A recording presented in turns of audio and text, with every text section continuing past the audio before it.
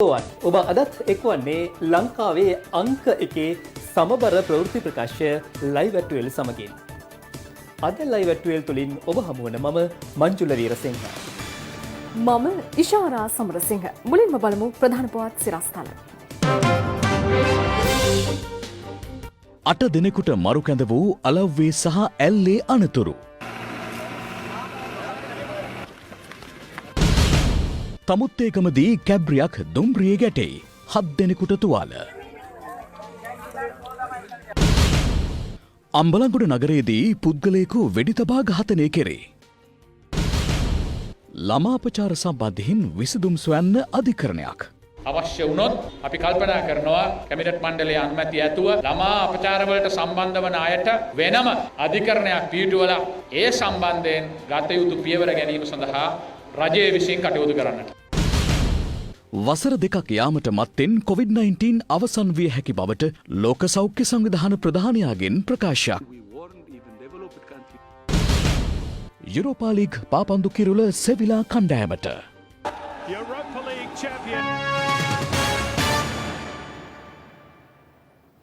අලව්ව ප්‍රදේශයේ සහ රාවණ ඇල්ල ආසන්නයේදී සිදු වූ රිය අනතුරු දෙකකින් පුද්ගලයින් 8 දෙනෙකු මිය ගියා. රාවණ ඇල්ල ප්‍රදේශයේදී වෑන් රථයක් හෙලකට පෙරළී එක් අනතුරක් සිදු වූ අතර අනෙක් අනතුර සිදු වුණේ මෝටර් රථයක් ලොරි රථයක ගැටීමෙන්. රථ දෙකේම පැමිණි පුද්ගලයින් අවමංගල්‍ය උත්සවවලට සහභාගී වී නැවත එමින් සිටියේදී මේ අනතුරුවලට මුහුණ දුන්නා. කොළඹ කුරුණෑගල ප්‍රධාන මාර්ගයේ අලව්ව වලකුඹුර ප්‍රදේශයේදී අද අලුයම 4:10ට පමණ මේ අනතුර සිදු වුණා. කුරුණෑගල දෙසට ධාවනය වෙමින් තිබූ කුඩා මෝටර් රථයක් ප්‍රතිවිරුද්ධ දෙසින් පැමිණි ටිපර් රථයක ගැටි මේ මාර්ග රිය අනතුර සිදුව තිබෙනවා.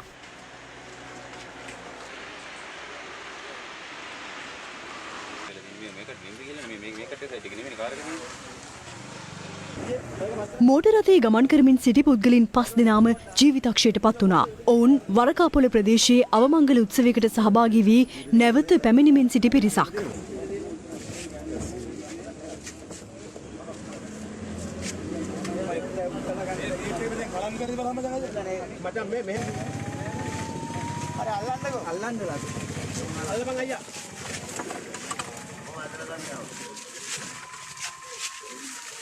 මියගිය 5 දෙනා අතරින් සිව් දෙනෙක්ම පෞද්ගලික ඉදිකිරීම් සමාගමක සේවය කරන්නන් බවටයි වාර්තා වන්නේ.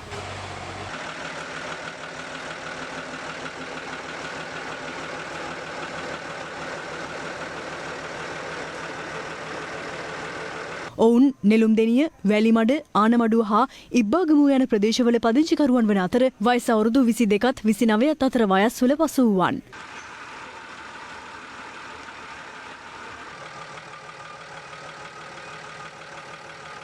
මෝටර් රථයේ රියදුරට නින්ද යාම හේතුවෙන් අනතුර සිදුවන්නට ඇති බවට සැක කෙරෙන අතර සිද්ධිය සම්බන්ධයෙන් ටිපර් රථ රියදුරු අත්අඩංගුවට ගෙන තිබෙනවා.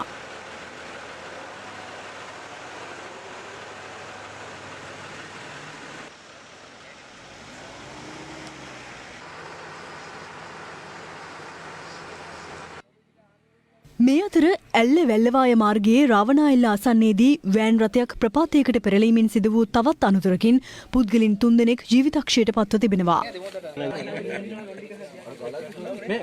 අනතුර සිදුවන අවස්ථාවේ රියදුරු ඇතුළුව පුද්ගලින් 6 දෙනෙක් ගමන් කරමින් සිට තිබුණා. වෑන් රථය තුල සිරව තිබූ රියදුරුගේ සිරුර පිටතට ගැනීම සඳහා පැය 3ක පමණ කාලයක් දැඩි පරිශ්‍රමයක් දැරීමට සිදු වුණා.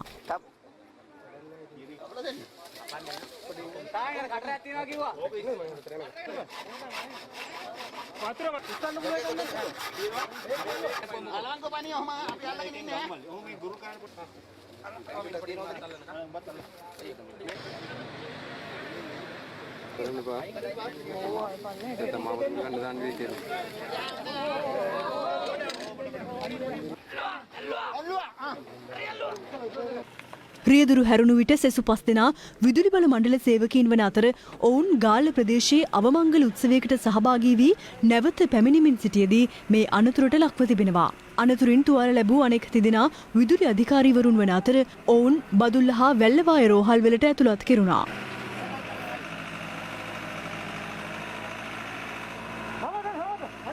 මේ අතර තඹුත්තේගම ඒරියාගම දුම්රිය හරස් මාර්ගයකදී කැබ් රථයක් දුම්රිය ගැටි අද තවත් අනතුරක් සිදු වුණා. අනුරාධපුරය බලා ධාවනය වෙමින් තිබූ කැබ් රථයක් තලයි මන්නාරම සිට කොළඹ බලා ධාවනය වූ රාත්‍රී දුම්රිය ගැටි සිදු වූ මේ අනතුරින් පුද්ගලින් 7 දෙනෙක් තුවාල ලැබුවා.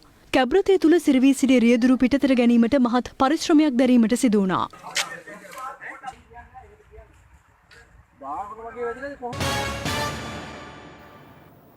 බුද්ධ ශ්‍රාවක භික්ෂු විශ්වවිද්‍යාලය සහ බෞද්ධ හා පාලි විශ්වවිද්‍යාල ප්‍රතිපාදන කොමිෂන් සභාව යටතට පත්කිරීමේ හැකියාව පිළිබඳව අවධානය යොමු කරන බව ජනාධිපති ගෝඨාභය රාජපක්ෂ මහතා පවසනවා.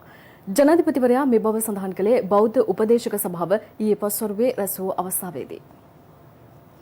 බෞද්ධ උපදේශක සභාවේ 5 වෙනි සභාවාරය ජනාධිපති ගෝඨාභය රාජපක්ෂ මහතාගේ ප්‍රධානත්වයෙන් ඊයේ පස්වරුවේ ජනාධිපති කාර්යාලයේදී පැවැත්වුණා. එම සාකච්ඡාවට බෞද්ධ උපදේශක සභාව නියෝජනය කරන මහා සංඝරත්නය සහ ජනාධිපති ප්‍රධාන උපදේශක ලලිත් විරතුංග මහතා ඇතුළු පිරිසක් සහභාගී වී සිටියා. එහිදී වත්මන් රජයේ පාර්ලිමේන්තු තනතුරු පත් කිරීම මහා සංඝරත්නයේ ඇගීමට ලක් වුණා. අද ශක්තිමත් පාර්ලිමේන්තුවක් විනයගරුක පාර්ලිමේන්තුවක් අපිට ලොකු අභිමානයක් ඇති වුණා. සියලුම නිලතල කතානායක දුරේ ඉඳලා ඉතාම සංවරව සම්භාවනීය විදිහට පක්ෂ විපක්ෂ දෙගොල්ලම එකතු වෙලා විපක්ෂ නායකවරයා පත් කරගෙන තැන දක්වා ඉතාම හොඳින් සිද්ධ කළා. එමෙන්ම භික්ෂුන් වහන්සේ සහ උන්වහන්සේලාගේ දෙමාපියන් සහෝදර සහෝදරියන් රක්ෂණය කිරීමේ අවශ්‍යතාවය පිළිබඳවද මෙහිදී ජනාධිපතිතුමාගේ අවධානයට යොමු කෙරුණා. මම යෝජනා කරලා තියෙන්නේ අග්‍රහාර රක්ෂණයක් වගේ එකක්. ඒක ලයිෆ් ඉන්ෂුරන්ස් එකක් නෙවෙයි. පැවිද්දේ ඉන්නා තා කාලයක් පුරාවට අසනීප වන්නා වූ ලොකු ස්වාමින් වහන්සේ අම්මා තාත්තා නිශ්චිත පිරිසක් සහෝදර සහෝදරියන් රක්ෂණය කරන්න කියලා රක්ෂණ සමාගමක් එක්ක සාකච්ඡා පවත්වපුවාම අපිට රක්ෂණය කරන්න පුළුවන් අපේ නායක හඳුන්. ඒතර උන්වහන්සේට ඒ අවුරුද්ද ඇතුළත තමන්ගේ ලොකු හාමුදුරුවෝ අම්මා තාත්තා සහෝදර සහෝදරියන් කිසියම් නිශ්චිත ප්‍රමාණයක් නඩත්තු කරන්න පුළුවන් රෝහල්ගත රක්ෂණය. දහම් පාසල් අධ්‍යාපනය සහ එය ආරක්ෂා කර ගැනීමේ වැදගත්කම සම්බන්ධයෙන්ද මෙහිදී සාකච්ඡා වී තිබෙනවා. ලංකාවේ මේ වෙනකොට 10164ක් පමණ දහම් පාසල් පවතිනවා. 22,33,000ක් පමණ ශිෂ්‍ය ශිෂ්‍යාවන් ඉගෙන ගන්නෝ මේ දහම් පාසල්වල. 1,28,000ක් පමණ ගුරුවරු කිසිම ලාභයක් ප්‍රයෝජනයක් වේතනයක් නැතුව සේවාව සිද්ධ කරනවා. මේ දහම් පාසල් ටික රැක ගන්න නම් මේ ගුරුවරුන්ට තව තවත් දෙන්න පුළුවන් සහාය ඒ අයට ලබා දීම ඉතාමත් වැදගත්. භික්ෂු අධ්‍යාපනය හා බෞද්ධ අධ්‍යාපනය පිළිබඳව කතිකාවතක අවශ්‍යතාවයද මෙහිදී මහා සංඝරත්නය ජනාධිපතිවරයාගේ අවධානයට යොමු කළා. අපේ සංස්කෘතිය අපේ පුරාවස්තු ගැන සංවිධානාත්මකව කතා කරලා රැස් වෙලා ඒකමතික තීන්දුව තීරණ අපි අරන් නැහැ මේ සියල්ල. මෙතනයි මේ වරද. මට මතකයි සර්.ඩී.බී. ජයතිලක මහත්තයා 935 කියනවා දැන් මේ ශාසනයේ මේ තියෙන තත්ත්වයේ හැටියට ගත්තහම මේකට වඩාත්ම සුදුසු දේ තමයි සමස්තය කතා කරන්න. අපි කිසි ඒකායන කතිකාවතකට එන්න ඕන. න්‍යායයි අපි හදන්න ඕන. මේකේ දර්ශනයයි අපි හදන්න ඕන. අගින් නෙවෙයි අල්ල ගන්න ඕන. ජනාධිපති ගෝඨාභය රාජපක්ෂ මහතා මෙහිදී සඳහන් කළේ ඉදිරිපත් වූ කරුණු සම්බන්ධයෙන් ඉදිරියේදී අවධානය යොමු කරන බවයි. මෙතෙක් වුණු දේවල් ගැන අපි ඊළඟ රැස්වීම වෙනකොට අපි සූදානම් කළ තිබෙනවා. රාජ්‍ය ආරක්ෂාව, රාජ්‍ය ප්‍රතිපත්ති, අපේ ආගම, අපේ උරුමයන් මේවා වෙනුවෙන් විශේෂයෙන්ම සිදුවිය යුතු කරුණු පිළිබඳව උපදෙස් දීම තාමත්ම වැදගත් වෙනවා. බෞද්ධ විශ්වවිද්‍යාල පිළිබඳව යම්කිසි ප්‍රශ්නයක් තිබෙනවා නම් අපිට පුළුවන් බුද්ධ ශ්‍රාවක විශ්වවිද්‍යාලයත් බෞද්ධ හා පාලි විශ්වවිද්‍යාලය යන දෙක ඍජුවම අධ්‍යාපන ඇමතිතුමා යටතට ගැසට් කරන්න. රාජ්‍ය අමාත්‍යවරයා මේ විෂය කෙරෙහිම යොමු වෙන්න තමයි අපි ඒ රාජ්‍ය අමාත්‍යවරයෙක් පත් කරේ. ඉතින් රාජ්‍ය අමාත්‍යවරයාට ඒ රාජකාරී කරන්නට තියෙන අතරම මේ දෙක අපිට ඕනනම් අධ්‍යාපන අමාත්‍යාංශයට ගේන්නත් පුළුවන්. හැබැයි මම සාකච්ඡා කරලා බලන්නම් විශ්වවිද්‍යාල ප්‍රතිපාදන කොමිෂන් සභාව යටතටත් ගන්න පුළුවන්කමක් තියෙනවද කියන එක. ළමා අපචාර මැඩලීමට වෙනම අධිකරණයක් පිහිටවිය යුතුව ඇති බව අධිකරණ අමාත්‍ය අලි සබ්රි මහතා පවසනවා. ඔහු මේ බව ප්‍රකාශ කළේ දරුවන් ලිංගික අපචාර වලින් මුදවා ගැනීම උදෙසා ආරම්භ කළ වැඩසටහනකට කොළඹදී සහභාගී වෙමින්. මෑතකදී අපි දැක්කා පෞගිය වසර දෙකක කාලය තුලදී නීතිපති දෙපාර්තමේන්තුව වෙනම ශාල මෙහෙයක් යොදවලා ඔය ළමා අපචාර සම්බන්ධයෙන් තියෙන නඩු කටයුතු බොහෝ ඉක්මන් කිරීමට ශාල ප්‍රයත්නයක් දරලා තියෙනවා අපේ පැසසුම උන්ට ලැබෙන්නට ඕන. නමුත් මම තරයේ විශ්වාස කරනවා විසාකච්ඡාවකින් අනතුරුව අපේ දරුවන්ට ලිංගික අධ්‍යාපනය ලබා දිය යුතුයි. තවදුරටත් අපිට ඒක වහගෙන කතා නොකරන ටැබූ සබ්ජෙක්ට් ඇටියට තියාගන්න බෑ. විශේෂයෙන්ම මේ වැඩ කටයුතු කරගෙන යනකොට අපිට අවශ්‍ය නීති පිළිබඳව සලකලා බලලා ඒ අවශ්‍ය නීති ගේන්නට පුළුවන්. ඒ අවශ්‍ය නීති ගේනවා විතරක් නෙවෙයි අවශ්‍ය වුණොත් අපි කල්පනා කරනවා කැබිනට් මණ්ඩලයේ අනුමැතිය ඇතුව මේ වගේ ළමා අපචාර වලට සම්බන්ධ වන අයට වෙනම අධිකරණයක් පිහිටුවලා ඒ සම්බන්ධයෙන් ගත යුතු පියවර ගැනීම සඳහා රජයේ විසින් කටයුතු කරන්න. මොකද ඒක එච්චර වැදගත් දෙයක්. ඒ අනුව එය තවත් බාල අපරාධ කරුවෙකුට ළමා අපචාර කරන පුද්ගලයෙකුට ප්‍රතිරෝධයක් වශයෙන් කටයුතු කරනවා ඇති. නීතිය පිළිබඳව අපි නැවත වතාවක් සාකච්ඡා කරලා සමාලෝචනය කරලා අවශ්‍ය නීති අවශ්‍ය නම් අපි අනිවාර්යයෙන් මේවා ගේනවා. තියෙන නීති මදි නම් ඒක තවදුරටත් ගේනවා. නීති ඉක්මනට ක්‍රියාත්මක කිරීම සඳහා අපිට අවශ්‍ය පියවර හැටියට මම මුලින් කියපු ආකාරයට කටයුතු කරන්නට බැඳී සිටිනවා. අම්බලන්ගොඩ මාදම්පේ පැරට් හන්දියේදී අද උදෑසන සිදු වූ වෙඩිතැබීමකින් පුද්ගලයෙකු මිය ගොස් තිබෙනවා. මෙලෙස මිය ගොස් ඇත්තේ 49 හැවිරිදි පුද්ගලයෙක්. අම්බලන්ගොඩ මාදම්පේ පැරට් හන්දිය ප්‍රදේශයේදී අද උදෑසන 9:10ට පමණ වෙඩිතැබීම සිදු වී තිබුණා. යතුරුපැදියකින් ගමන් කරමින් සිටි පුද්ගලයෙකු ඉලක්ක කරගනිමින් වෙඩිතැබීම සිදුව තිබූ අතර බරපතල තුවාල ලැබූ ඔහු බලපිටිය රෝහලට ඇතුළත් කිරීමෙන් අනතුරුව ජීවිතක්ෂයට පත් වී තිබෙනවා.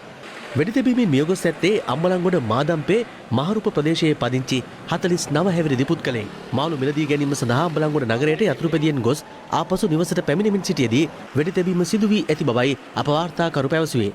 වෙඩිතැබීමෙන් මියගොස් ඇත්තේ සිරිමාදුර අජිත් සොයිසා නොහොත් බෙනට් අජිත් නැමැත්තෙක්. ඔහු සූදු ක්‍රීඩා මෙහෙවන්නෙක් බවට තොරතුරු ලැබී ඇති බවයි පොලිසිය සඳහන් කළේ. ඊට සම්බන්ධ සිදුවීමක් වෙඩිතැබීමට හේතු වී ඇති බවට පොලිසිය සැක කරනවා. අම්බලන්ගොඩ පොලිසියෙන් සිද්ධිය පිළිබඳ වැඩිදුර විමර්ශන සිදු කරනවා. සෞදි අරාබියේ සේවය කරමින් සිටියදී සියදිවි නසාගත් බව කියන ශ්‍රී ලාංකික පුද්ගලයා නවතන්ගෙන සිටි ස්ථානය නිරීක්ෂණය කිරීමට එරට පිහිටි ශ්‍රී ලංකා තානාපති කාර්යාලයේ නිලධාරීන් කටයුතු කර තිබෙනවා. මේ අතර මියගිය පුද්ගලයාගේ මිතුරන් පිරිසක් අදාළ සිදුවීම සම්බන්ධයෙන් ස්වර්ණවාහිනියට සිය අදහස් පළ කළා.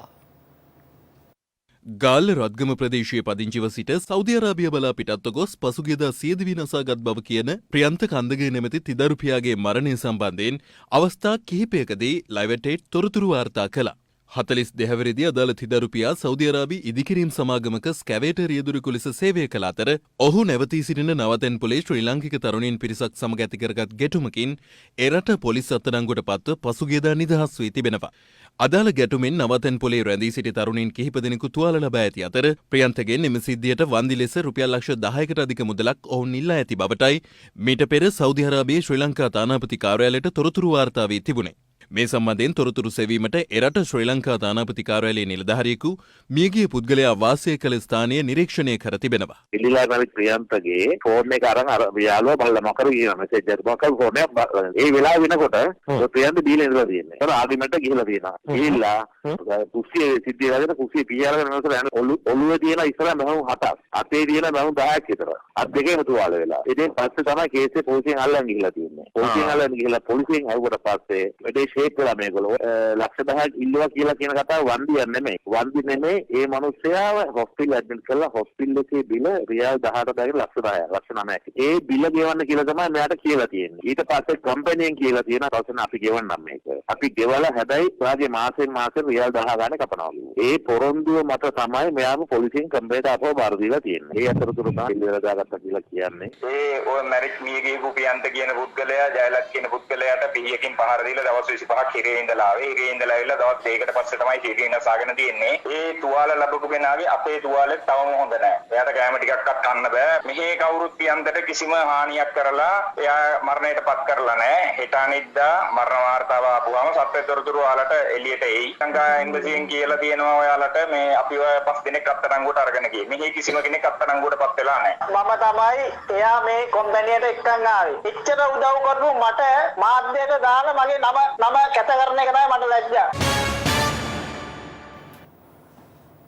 නෙල්ලිගල ජාත්‍යන්තර බෞද්ධ මධ්‍යස්ථානයේ නිර්මාතෘ පූජ්‍ය වතුරු කුඹුරේ ධම්මරතන හිමියන් පාස්කු ඉරිදා ප්‍රහාරයට හේතු සොයා බැලෙන ජනාධිපති පරීක්ෂණ කොමිසම හමුවේ අද සාක්ෂි ලබා දීමට නියමිතයි.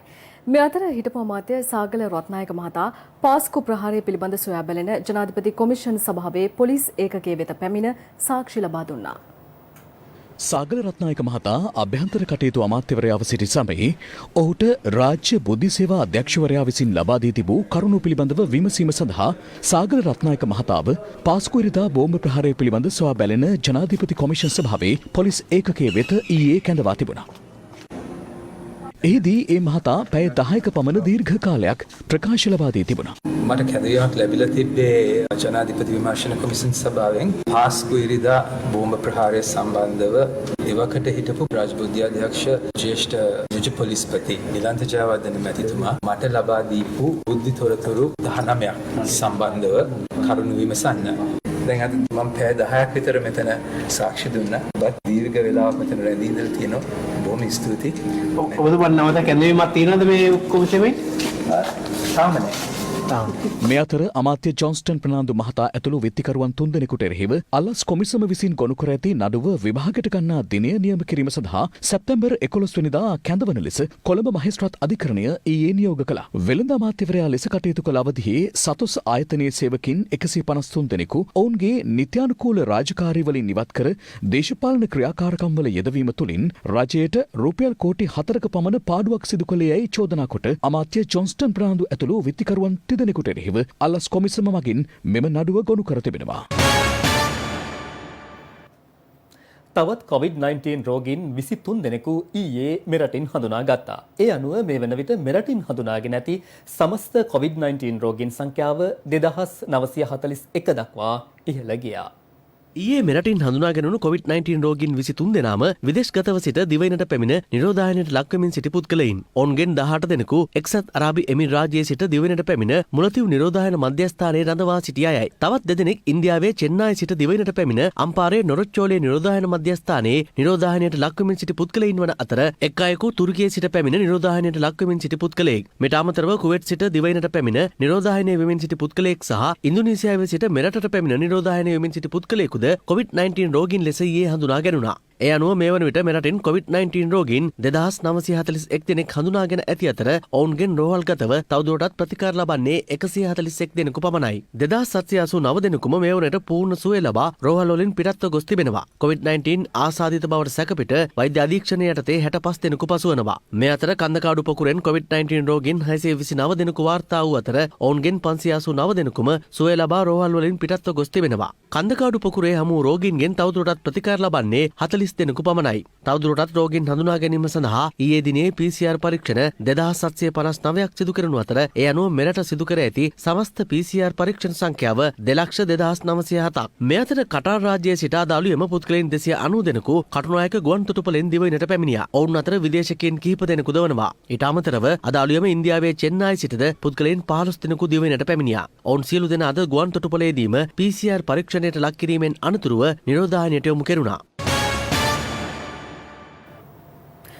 මත් ජාවාරම් මැඩ පැවැත්වීම සඳහා සතියක් තුළ බස්නාහිර පළාතේ සිදු කරනු ලැබූ මෙහෙයුම්වලදී සැකකරුවන් 3409 දෙනෙකු අත්අඩංගුවට ගැනීමට හැකි වූ බව බස්නාහිර පළාත් භාර ජ්‍යෙෂ්ඨ නියෝජ්‍ය පොලිස්පති දේශබන්දු තෙන්නකෝන් මහතා පවසනවා. ඔහු සඳහන් කළේ සියලු ප්‍රදේශ ආවරණය වන පරිදි මේ සතිය ඇතුළත මෙහෙයුම් 3324ක් සිදු කළ බවයි.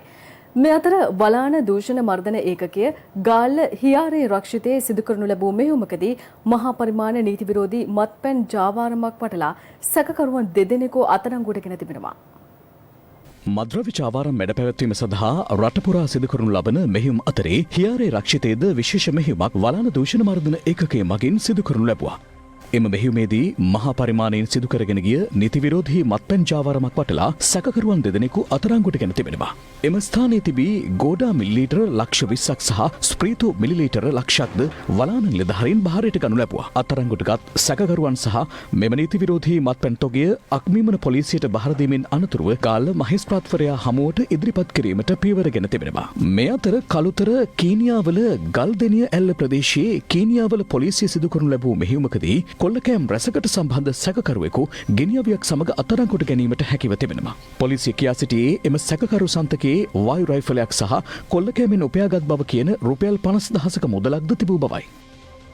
ජායල ප්‍රදේශයේ ව්‍යාපාරිකයෙක් ඉබ්බන් දස දෙනෙකු මිලදීගෙන එම ඉබ්බන් මුදා හැරීමට පියවරගෙන තිබෙනවා.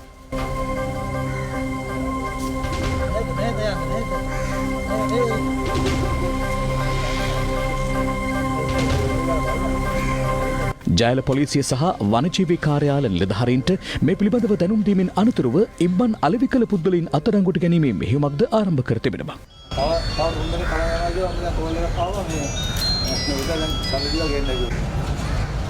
පොලිසිය කියා සිටියේ මුතුරාජවල වගුරුබිම ආසන්නව ගැවසෙන මෙම ගල් ඉබ්බන් සහ කිරි ඉබ්බන් අල්ලා මස් පිණිස විකිණීමේ ජාවාරමක් පිළිබඳ තොරතුරු අනාවරණය වී ඇති බවයි. ඒ පිළිබඳ පුළුල් විමර්ශනයක්ද මේ වන විට ආරම්භ කර තිබෙනවා.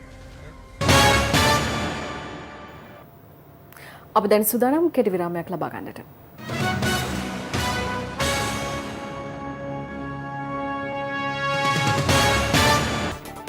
දැන් තවත් දේශීය පුවත් කිහිපයක්. නවවැනි පාර්ලිමේන්තුවේ කතානායකතුමා මැති ඇමතිවරුන් සමග ඊයේ ද නිවුස් පේපර් චිත්‍රපටය නැරඹීම සඳහා සහභාගී වුණා. මේ අවස්ථාවට හිටපු ජනපති මෛත්‍රීපාල සිරිසේන මහතාද එක්ව සිටියා. කොළඹ වැල්ලවත්ත සැවොයි ප්‍රීමියර් සිනමා ශාලාවේදී කතානායකවරයා ඇතුළු මැති ඇමතිවරුන් වෙනුවෙන් චිත්‍රපටයේ මේ විශේෂ දර්ශනය ප්‍රදර්ශනය කෙරුණා. අමාත්‍ය බන්දුල ගුණවර්ධන මහතාගේ නිෂ්පාදනයක් වන ද නිවුස් පේපර් චිත්‍රපටය නරඹන්නට කතානායකතුමා හිටපු ජනාධිපතිතුමා මෙන්ම වත්මන් ආණ්ඩුවේ මැති ඇමතිවරුන් රැසක් සහ කලාකරුවන්ද සමගින් මේ අවස්ථාවට සහභාගී වුණා. ද නිවුස් පේපර් සිනමා පටය සැවොයි සමාගමේ බෙදාහැරීමක් ලෙසින් මෙවන විට දිවයින පුරා තිරගත වනවා. අපේ කලාකරුවෝ හොඳ කලා පණිවිඩයක් දෙනවා. මේ රටේ විතරක් නෙමෙයි බොහෝ රටවල් වල සිද්ධ වෙන අකටයුතුකම් මේ වගේම අසාධාරණකම් වලට විරුද්ධව යම් කිසි ජන මනසක් ගොඩනැගීම සඳහා කිසියම් උත්සාහයක් දරලා තියෙනවා. කාලයකට පස්සේ දැකපු සමාජ විෂමතාවයන් පෙන්වන විවිධ පැතිකඩ පෙන්වන ඉතාමත්ම සිනමා නිර්මාණයක් කියලා කියන්න පුළුවන්. මේන් සමාජයට ඉතාමත්ම හොඳ පණිවිඩයක් දෙනවයි කියලා කියන්න පුළුවන්. ලයිව් ඇට්වෙල් අදට අවසන්. සුබ දවසක්.